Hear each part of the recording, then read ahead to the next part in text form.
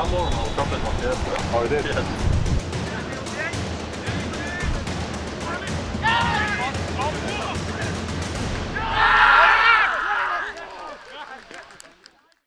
Right then, welcome back to a new video on this channel. I'm still working on the title. This week at Paddock is what I'm kind of going with at the moment, and it will be a little bit of an update of what is going on with me running the football club that is Stretford Paddock. Now, this week at Paddock, probably quite specific. It won't be everything that has happened this week, but what I want from you guys is I want questions. I want you to ask me what you want to know about running a football club, what the challenges I have had, or the things that I found easier. And I'm just going to riff on those sorts of things. And as I riff on those things, I'm hopefully going to answer the questions. But I'm also going to give you some stuff that maybe you won't find anywhere else. The things that I'm finding interesting, the things that I'm not liking, the things that have surprised me in a good and in a bad way. I'm just going to give you sort of a lowdown. And maybe it won't be like a weekly news bulletin, but it'll be a little bit of an opening the door behind the scenes of the trials and tribulations of running a football club. Okay, so Stretford Paddock is in its 4th season. We lost season 1 to COVID. We only played 8 league games. We played more than that this season, so I wouldn't really count season 1. But we had 2 full seasons that we've actually finished, and this will be our 3rd full season. And the progress that we've made, and the progress I feel I've made myself as a coach, is quite cringy looking back on some of season 1 and seeing the sort of tactical brief and instructions that I was given versus where we are now. And that was almost deliberate. One of the reasons we started Paddock was to see if I was full of shit or not, was to see if I actually knew what I thought I knew about the game. And I knew less than I thought. And I probably know less now than I'll know in another 3 or 4 or 5 years' time. But I do enjoy the process of learning.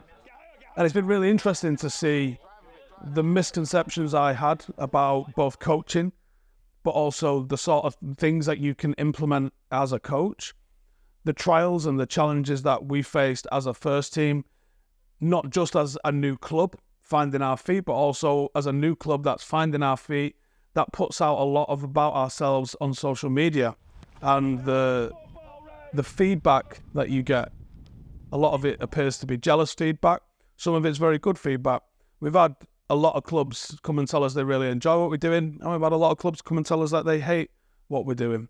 And that's fine. It's not necessarily going to be for everybody. But I think what we're doing is we're showing a little bit of what happens at the very bottom level of English football. So we are in the English football pyramid. There is a route through for Stretford Paddock to be playing Premier League football. Now, that is not my ambition, and that would be worthy of having me sectioned if that was my stated goal and ambition. My stated goal and ambition is to get Stretford Paddock in the FA Cup.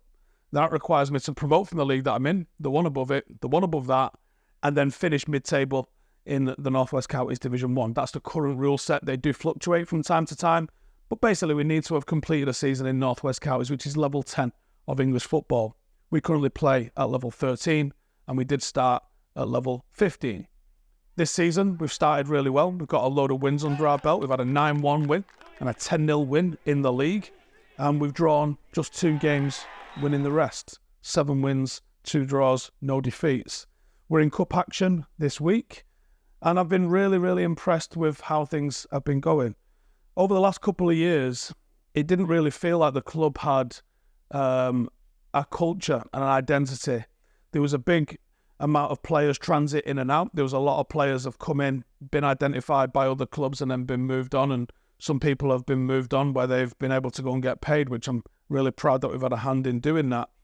We've also had a handful of players that have stuck around, and those players have started to form the culture of the club, and that's been one of the biggest learnings that I've had running a club, managing a club, is that these things take a lot of time. We've had a good handful of players now that have reached 50 appearances, and OCR captain has got in the mid-60s, which isn't a lot of appearances. You can get nearly that if you're a Premier League player involved in European competition. You can get that in pretty much one season. But it's taken us 2.5 seasons to get to 50 appearances because of the smaller nature of our leagues. You know, some of our leagues have only had 12 teams in them and stuff. So we haven't quite had the sheer number of fixtures that you would have with a professional team. But seeing the culture sort of evolve as a club, and I don't know why, but there was a massive change in the mentality of the players from the back end of last season. I was prepared to give the lads 5 or 6 weeks off. I ended up giving them about 2 weeks off because they demanded to get back in and train. And it was that desire to get back in and train, I think, that's led us to having a very, very productive pre-season. Obviously, we went to Ireland. That was really good to go and see how many Irish fans that we had, of course.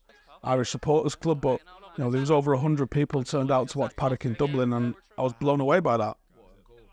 But it's the mentality in the players, and there's a serious grittiness to the team this year.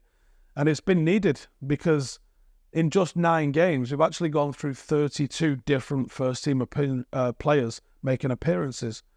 And that just shows how thin the squad has been stretched.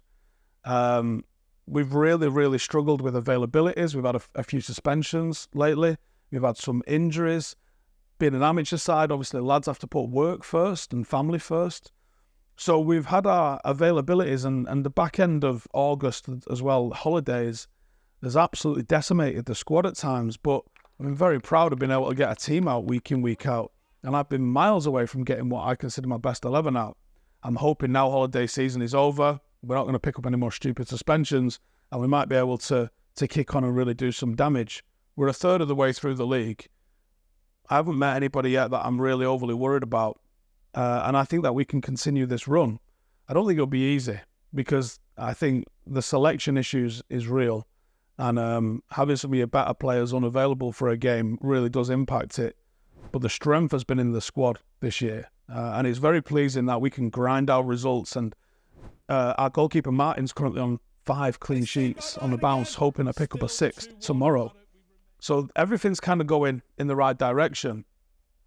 And we've recently, there's been delays with the anyone that's been keeping up to speed on what's going on with the club. We are a democratic club, and I'm hoping some of you guys watching this now that maybe only watch my stuff on covering United on this channel, get interested in what's going on, because memberships are back open.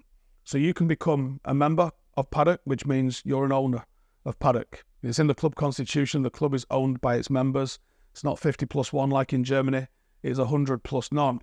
And the members have a tangible effect on the football club. And it's something I deeply believe in, which is why I made this happen last summer, where we made it a fan-owned club. And we're putting the fans first. And it was largely down to the European Super League, which made me make this decision. But in making this decision, it's been really interesting to see. We've given fans the opportunity to vote on sponsorship ethics, which is a real big one for me. Do we have alcohol and gambling sponsorships as a club, or do we not have those things as a club? Right now, I've got a first team, a reserve team, which is known as the amateurs, and another 21 side. But the ambition for the club is to have 1,000 juniors. And if I've got 1,000 juniors, do I want alcohol and gambling sponsorships on the front of the shirt? My feeling was no, but I'm not the club. I'm just the guy running the club. So we put it to the fans, and the fans voted over 80% in favour of prohibiting alcohol and gambling sponsorships on the shirts. But it also threw up a really interesting discussion. There is a Stretford Paddock FC Reddit group, and if you're not a member on there, I would encourage you to go and check it out. It's quite vibrant on a match day, but it also had fans going posting their feelings and having their voices heard about this topic. There was a couple of lads in Australia that go, well, alcohol and gambling is a big part of my match day experience. Why would we not have that? So very interesting to see people's differing opinions and the rationale behind why we would want to have those things. But it was democratically voted for, and it was passed into the club's constitution that we will prohibit alcohol and gambling sponsorships. We then passed through TenTrade as this season's sponsor, which was well over 90%, really, really popular vote.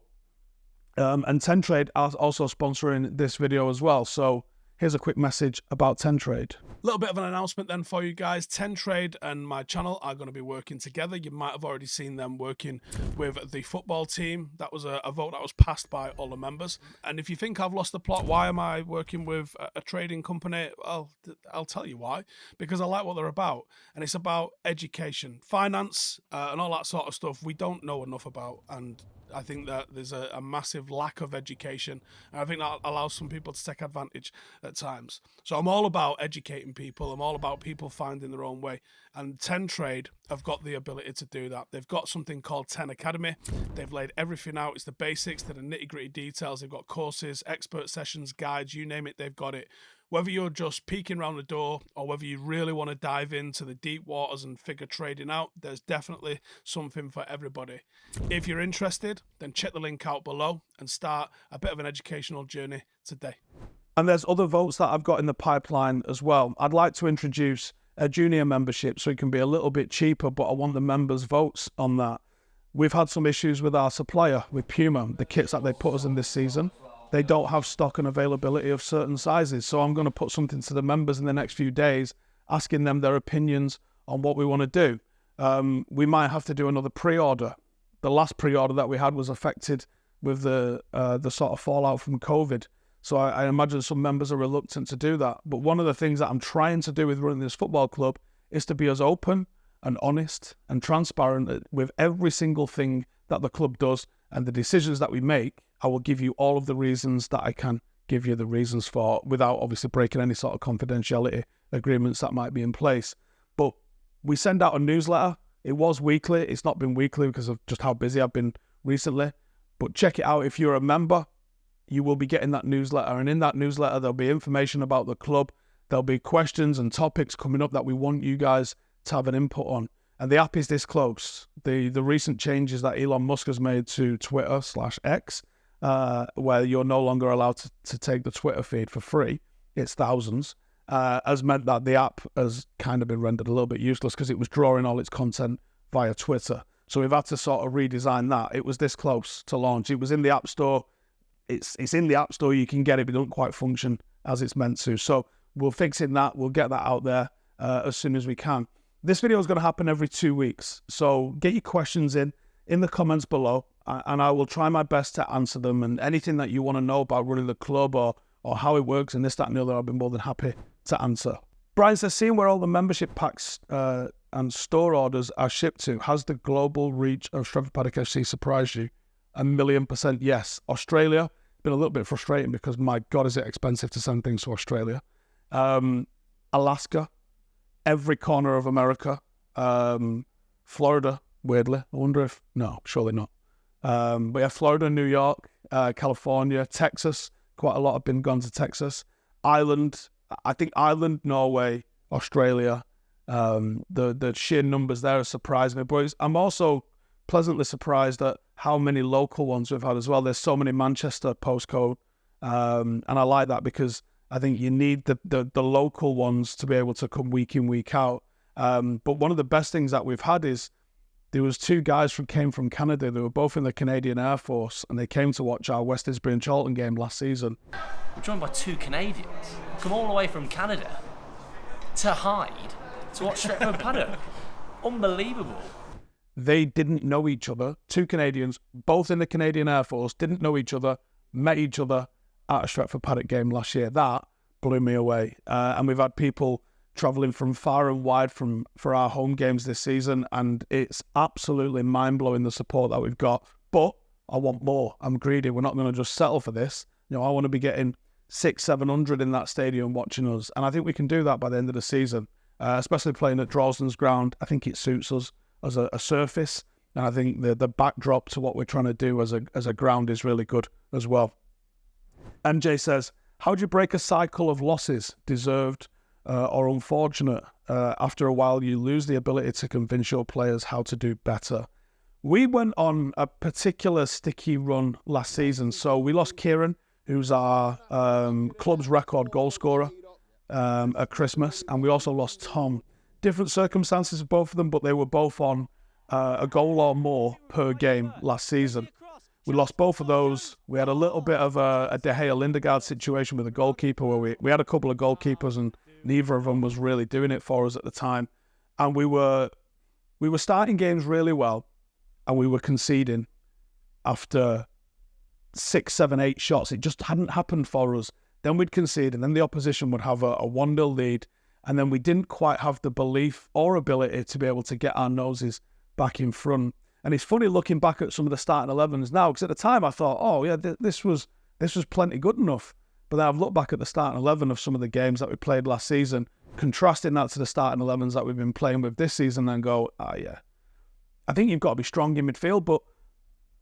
And I think that's one of the reasons why we've been so good this year is I've got 6 or 7 midfielders, so I can miss 2 or 3 a week and it's not a problem. You have to be strong in midfield. I think we've really got into the rhythm of how I want us to play. We worked on it really hard over the summer, but we've been able to implement that. But I also think that there's a lot of togetherness needs to happen as a team, and we've done a few things, very deliberately done a few things this season, which again, they take time. You can't just plan a night out and then you'll be better the next day. But like the Dublin trip was fantastic for team spirit, and the spirit within the club has been brilliant.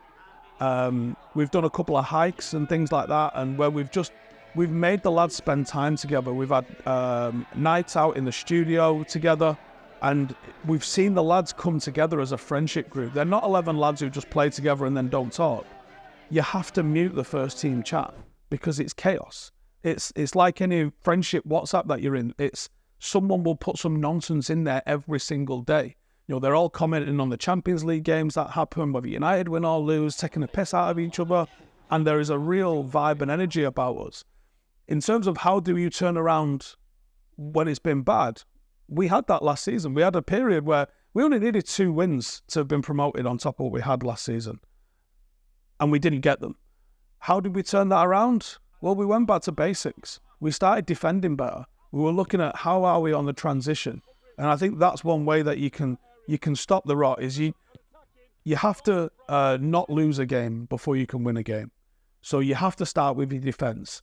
And luckily, we've been excellent defensively this season. I think that's been a massive asset for us that we've defended as a team, as a unit. We've transitioned really well.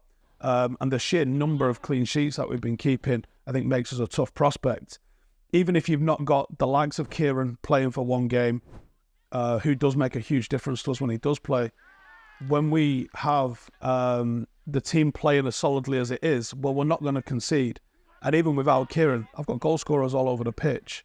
I'm not sure how many goal scorers we've had this year, but it might be 10 or 12 different goal scorers, even if they've only chipped in with a single goal. So keeping a clean sheet is imperative, because if you're not scoring loads at the other end, a clean sheet means you only need 1 and you're picking up the 3 points.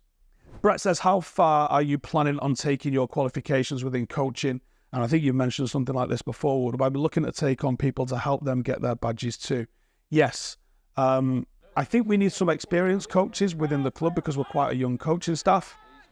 But I would like us to also be a place where people can start their coaching journey and can we get in the mix as well. Me personally, I think I could go up to my UEFA A licence. I got quite far taking it through the English FA, but you can't get a UEFA B through the English FA, through Manchester FA, because there's no spaces. So I've backed out, reversed, and I'm going down the Welsh route. And I am now along the path doing my qualifications with the Welsh. And I'm planning on taking it to at least UEFA A level, which I think is a really strong level. To get on your pro, you need a bit more than that, and you do have to be working within a professional environment, which I'm not. So that might be the limit of where I go anyway. Liam says, do you perform any scouting, or are all new members from trials? How does scouting work in the lower levels? Any statistical database you can use at a lower level? At our level, no, there is no database to use whatsoever. It's very much done on an eye test, or if somebody knows somebody. What's really interesting is Joa, who's one of the first team players and now at under-21's assistant manager. I mean, probably shouldn't be getting a job on the back of this Joa. Joa comes to us the other day, goes, the other day, about 7 months ago, and goes, I'm doing one-to-ones with this lad. Don't know if he's any good. Well, that lad was Ryan. Ryan went and scored 11 in 12 for us, and then got a move to Glossop this season, where he's playing Northwest Counties Premier Division. So Joe's a good player. Seems like a pretty good coach. Not sure he's going to make a good scout, though. So in terms of scouting, yeah, very much it's done on word of mouth. I mean, we got Joe on board with us himself after he played against us. There's a couple of players. There was a lad turned up from Mersey Valley last year after we played them. They just turn up at training. We go through the trials. Almost everybody came through a trial in the team at the moment. I think the standout one for this season has been Michael. He's a Cockney lad. He came down to the trial that we had this year in the summer, and he was a big standout, but didn't stand out to the point where I thought, oh, he's definitely first team player. And where he played previously, playing at centre half, he'd just been asked to send it long, to pump it into a channel time and time again. So I wasn't sure he was right for us, with us having such a in-possession style of football. But over the last couple of months, he's worked it and he's become a massive asset for us. Tommy's taking a little bit of a break at the moment.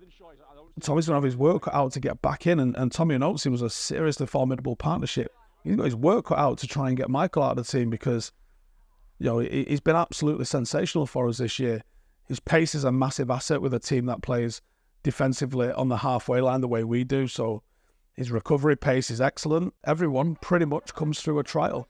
If you know anybody interested, like, we've got 21s, we have our Amis, which is our reserves, we have the first team. We are always recruiting players, because players are always getting moved on from the club as well. So if you know anyone interested, every single Thursday is an open trial. So if you fancy it, you can just turn up to training, let a coach know, it's my first night, and that's it. But yeah, that'll do for this week, I think. I'll wrap it up here, and I'll just say, look, get any questions in.